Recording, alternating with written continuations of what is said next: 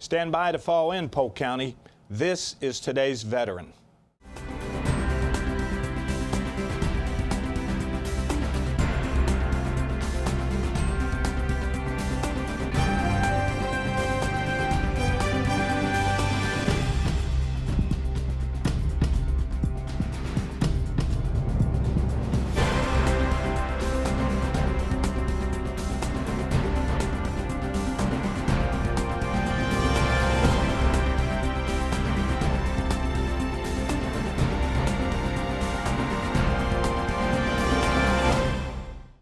Hello and welcome, and on behalf of everyone at the Polk County Office of Veteran Services, thanks for joining us. I'm your host, Tim Kirkhart, and on this installment of today's Veteran, we look at the Veterans Center in Lakeland. Centers across the country provide a broad range of counseling, outreach, and referral services to combat veterans and their families. Vet centers guide veterans and their families through many of the major adjustments in lifestyle that often occur after a veteran returns from combat. Joining us in studio is Danerys from the Lakeland Vet Center. Welcome to today's Veteran. Thank you so much for inviting me. It's good to have you here. Danerys, give us a little background and the history of the VA Vet Center and what transpired and what happens there. Okay, so our program actually began from a public law that was passed by Congress, Public Law 9622. The reason that law was passed was because at the time society realized that Vietnam veterans were having a difficult time adjusting or readjusting from being back in the combat zone. And from there, vet centers were born, readjustment counseling services. So in 1991, after the Persian Gulf War, eligibility extended to include combat or conflict eras after Vietnam, between Vietnam and the Persian Gulf. In 1996, we then extended our eligibility to include World War II veterans and Korean veterans. And in 2003, we now include all veterans in a combat zone. So what we really work on is active duty and meeting with veterans and their families in readjustment issues. Okay. So what about the Vet Center in Lakeland? How long has that been around? That's actually been around for about 5 years. It began with our retired a team leader, Jesse Coulter. I've been with the Lakeland Vet Center for the last 3 years. So. Okay, all right. Well, how does a veteran become involved? What's the procedure, or what are the qualifications to receive the readjustment counseling? So the qualifications is based on our eligibility. We actually target combat veterans, also military sexual trauma veterans of all eras, and we also meet with the families suffering through bereavement of active duty members that have passed away while in service. All you need is a DD-214 to begin our services. And do you have to have been in combat? Yes, that is our eligibility, or military sexual trauma or a bereavement. Okay. Zeroing in on the military sexual trauma, is that something new to the VA, or is that something that a veteran will come in and ask for help with? Well, I think military sexual trauma, now I've been with the VA Vet Center for the last 3 years, and from my understanding, it's one of our more recent eligibilities, but military sexual trauma has actually been around for a long time. It's just one of those things that we're focusing on now because we're realizing there's so many veterans, male and female, that have suffered from trauma based on military sexual trauma. So, you know, the vet centers are there to kind of walk you through that process, provide you with counseling, and also, you know, with your office at the Veteran Service Office, connect them with benefit options. So. Okay. How difficult is it to prove military sexual trauma? It depends on the case. You know, I actually work with a lot of military sexual trauma victims, and it really is a case-by-case thing. With us regarding treatment, we take it at face value, so we begin treatment as soon as you walk into the door, and we assist in connecting you with the VA regarding, you know, psychiatry and things like that. Now, regarding the benefits aspect, I might have to ask you that question because you'll know that side, that component of it. Correct. The personnel in your office, are they doctors, or what is their qualification? Well, vet centers traditionally are made up of licensed clinical social workers. I'm actually a licensed marriage and family therapist, and we also have licensed mental health counselors. And so we're all master's levels, most of us. Some of us are getting some doctorates, but as a whole, you know, that's the staff that you'll encounter when you walk in. Tell us a little bit about your background, your personal background, and where did you come from in your education? Sure. Well, I am an Army brat, as they affectionately say. I was born in Puerto Rico, and my dad joined the military when I was 3. So he served and he retired when I was in college. So my childhood was on military bases. When I was 8, and that's kind of where I began to kind of branch out and have friends from different cultures and kind of get engaged with other kids, I realized that I found different families really interesting. So at the age of 8, I realized I wanted to make families happy, hence why I became a marriage and family therapist. So I got my bachelor's degree in psychology. I did different careers prior to getting my master's just to get an idea of what life was like. I got my master's degree in marriage and family therapy. And then after a year and a half of working in home-based therapy, I got hired by the Lakeland Vet Center. And for me, coming home to the Lakeland Vet Center is really coming home. I feel like I'm back on that military base talking to other military personnel. So it's been a coming home process for me. Okay. Does it seem, or did it seem strange when you were beginning at the vet center? You know, I know you said you were an Army brat, but having not been in the military yourself and trying to relate to combat savvy veterans? You know, the vet centers have a history of having excellent mentorship. 70% of the staff are veterans, and most of those are combat veterans. And so when someone like me comes in that isn't a veteran or a combat veteran, they do a really good job at educating us about the culture and about the language. And so that first year, my team leader, Jesse Coulter, who's retired, really walked me through the language of post-traumatic stress disorder and what can I expect. And I learned just as much from the veterans as they learned from me, and I still continue to learn from them as they learn from me. So. Sure. What kind of caseload or numbers of veterans do you personally see? Well, I'm a little different because I see couples, families, individuals, and I do groups. So at this point, I have a pretty high caseload, but it's definitely manageable. What we try to do at the vet center is anyone that walks in the door, you know, they do get seen by someone that day, even if it's for a few minutes to get questions answered. And so by default, we all have high caseloads, but we manage it pretty well. Do you manage your own schedule? Or how does that work? We do. We manage our own schedules. I mean, now we have tours just like in the military, but we do handle our own schedules, and we're available for non-traditional hours. All vet centers are, and we also have Saturday hours available. So. And are the weekends busy, or is that scheduled also, or how does that work? That is also scheduled, but you know, we do take walk-ins then. Our vet center, Lakeland Vet Center, is open on every third Saturday from 8 to 4:30. And we answer phones at that time too. Okay. And where do you get referrals from?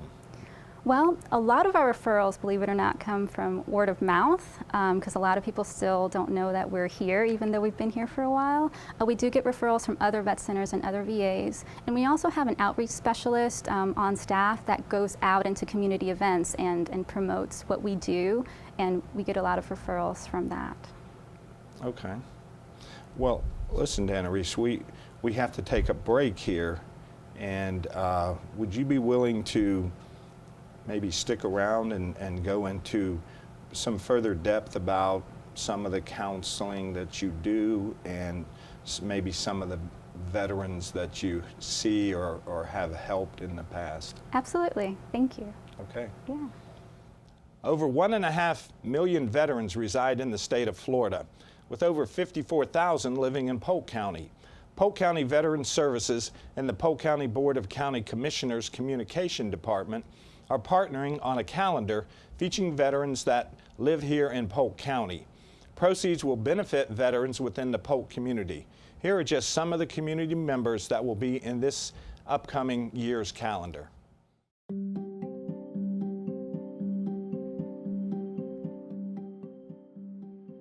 My name is Harry Ted Sharp. All of my friends call me Ted. I grew up in Miami and attended the University of Miami and graduated with a civil engineering degree in 1953. After I graduated from college, I entered the United States Army. I was assigned to the engineer school in Fort Belvoir, Virginia. I was an instructor in topographical surveying.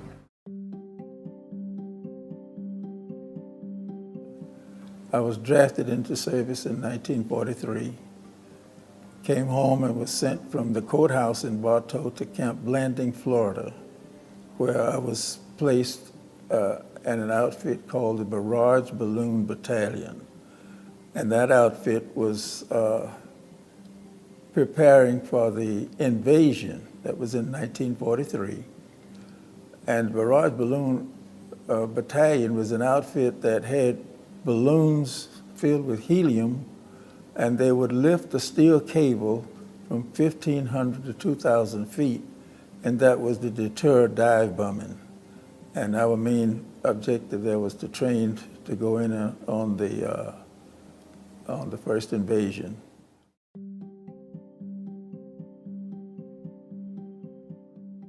I'm Rick Parnell. I work for the Board of County Commissioners in the Fire Rescue Division.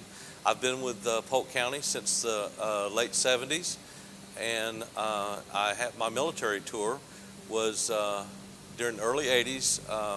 I decided I wanted to learn how to fly helicopters, and I called the different branches of service, and actually the Army National Guard, Florida Army National Guard, told me about their program that they would do this, and I joined up, went through basic training like everybody else, active duty, came back,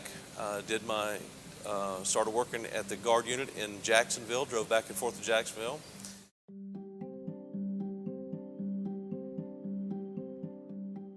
I am Dr. Harvey J. Luster, born in Bartow, Florida, graduated from Union Academy High School.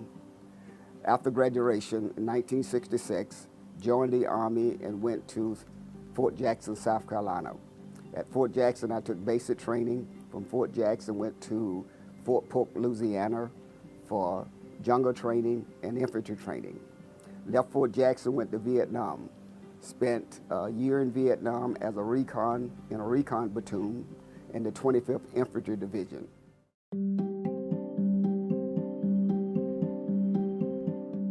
My name's Chad Mumbauer. I was born and raised here in Polk County. I actually grew up in North Kathleen.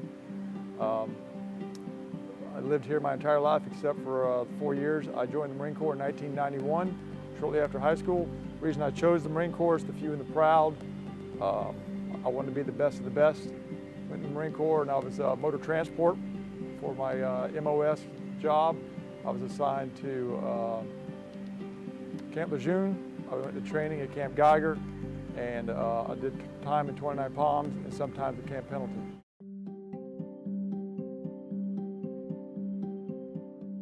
Hi, my name is Pete McNally. I'm the Polk County Emergency Management Director, and for part of my career I was a naval officer, a helicopter pilot, staff officer.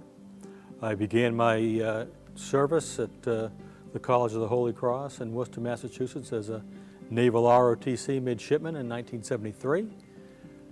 For 4 years I was part of that program, and then after graduation I was commissioned an ensign in the Navy and assigned to the flight training program in Pensacola.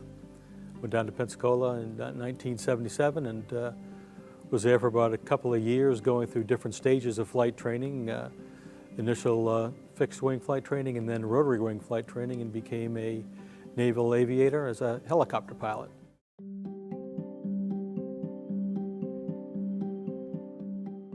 Hi, my name is Tanya Maria Oldham. I currently reside in Lakeland, Florida, and I'm currently the Human Resources Assistant for Florida Southern College Army ROTC. I have been here at ROTC for almost 10 years, but let me share my journey with you. As a small child, I had aspirations of becoming a fashion designer and an entertainer. And several years later, I was offered a chance to travel to MacDill Air Force Base to view an entertainment show. When I saw that show, I knew that I was destined to become an entertainer in the military. I was offered the opportunity to talk with the recruiter. From that recruiter, I landed at Air Force Basic Military Training, Lakeland Air Force Base, Texas. I was able to travel with Air Force Tops in Blue for 2 years. I also had a chance to work on B-52 bombers as well as become an information manager.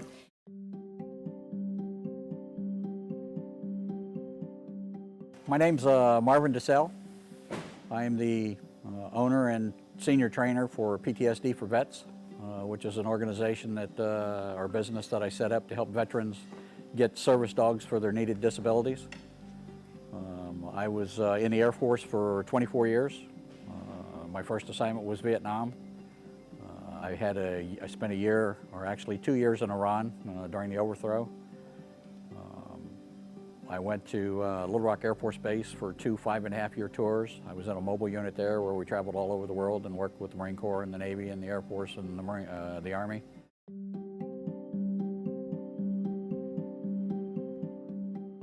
My name is Carrie Horseman. I served in the U.S. Air Force from 1991 to 1998. One of the reasons I chose that branch was because my whole life I'd either lived on an Air Force base or I wanted to serve in the Air Force. I was actually born on an Air Force base in Michigan. My dad joined in 1969, and he had me and my sister both on Air Force bases. Then he was stationed in Charleston on the Air Force base there. So I grew up on that base. And when he retired, it was right about the time that I graduated high school. So my parents gave me a choice. They said, you can live at home and go to school and we'll help you pay for it. Well, that was my only choice. Live at home and go to school. And I kind of wanted to see the world. I wanted to get out of the house. I did very, very well in school, but I just didn't want to take that path for some reason. All I've ever known is the military, and I didn't want to let go of that. I wasn't ready.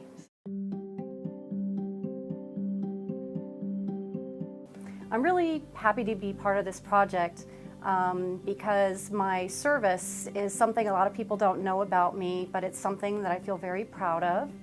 And I bring that to the county. We have a lot of veterans that live in the county and work here, and I enjoy sharing that part of my life with people. It gives me an opportunity to connect with people in a way that feels real and authentic for me and for them. I joined the Marine Corps in 1987, right out of high school. I was 18 years old.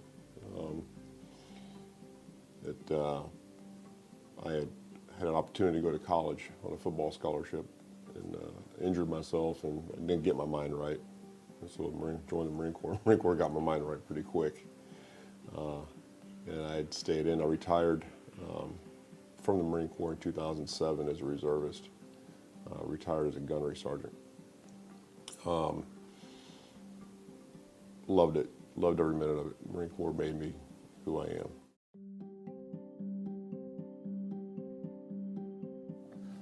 I joined the Navy. I was a farm boy. I went up to join the Navy and they wouldn't take me because I was essential to the war effort. That was a Tuesday. The following Tuesday I went back up. They asked me what I did for a living. I said I work on the 5 and 10, and they took me in the Navy. Welcome back to Today's Veteran. I'm your host, Tim Kirkhart, and in studio with us is Danerys Crown, who is from the VA Vet Center in Lakeland. Welcome back. Thank you. Thank you for coming back, too. Of course.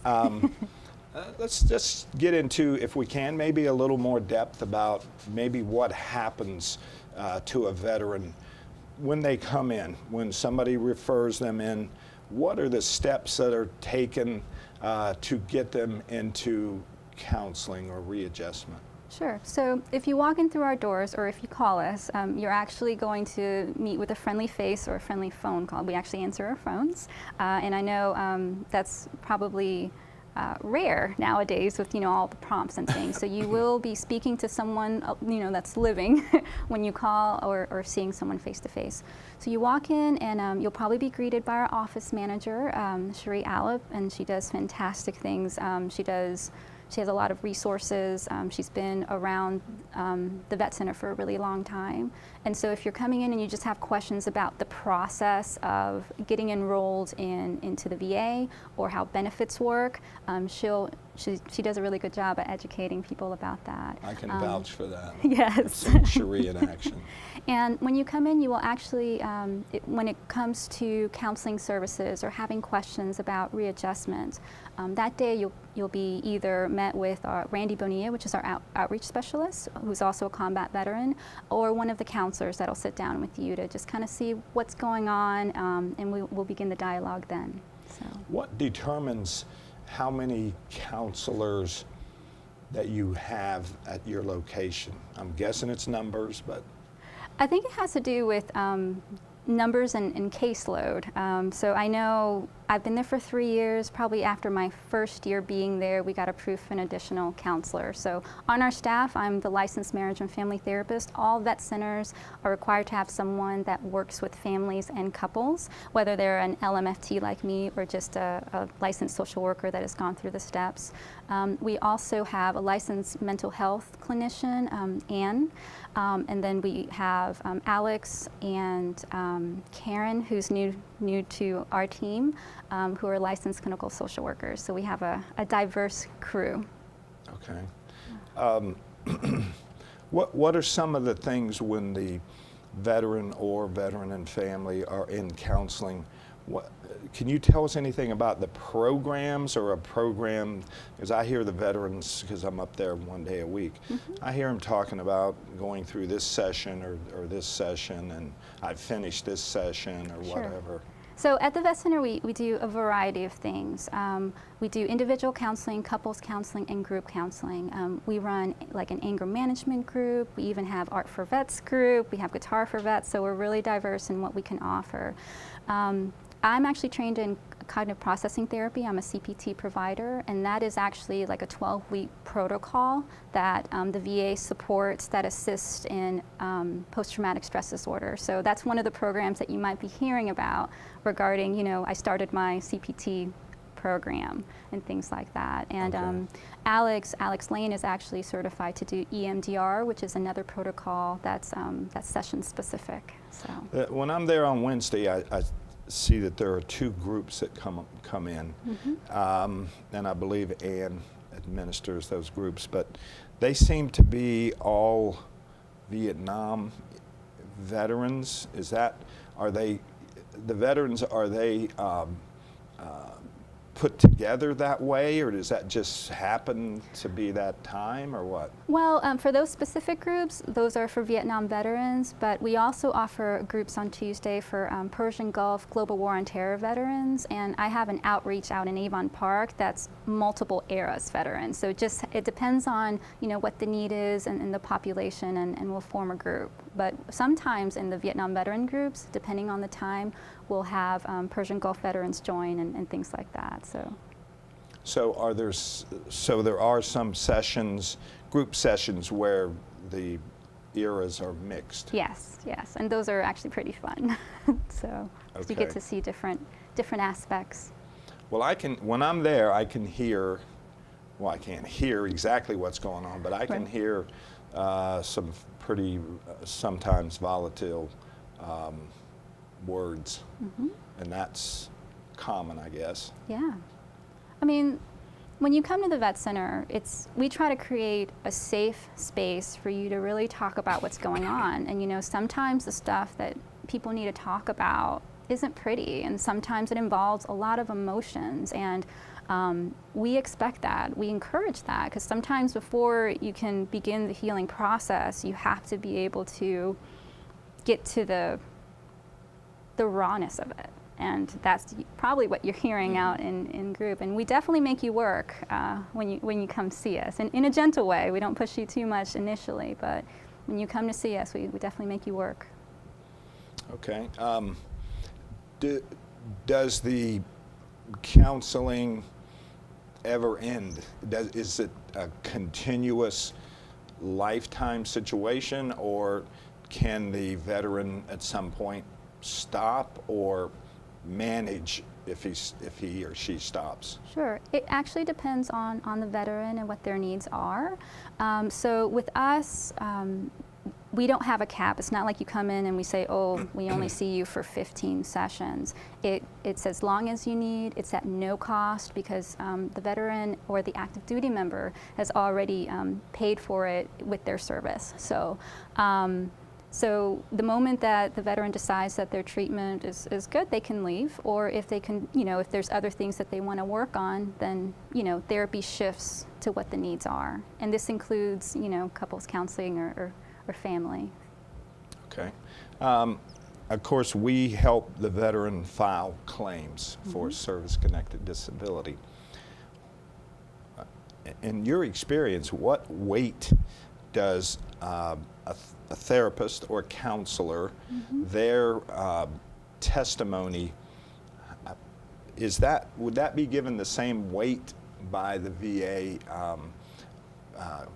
person who's making a decision as a psychiatrist or psychologist?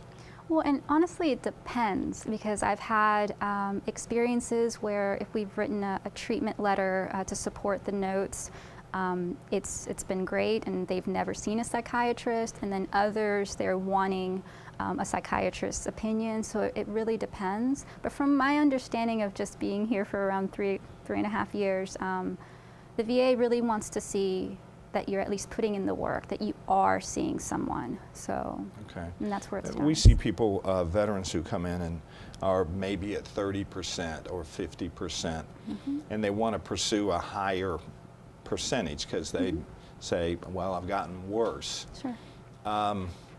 What is in your 3 years, your experience in the VA allowing that to happen, or is it hard, or?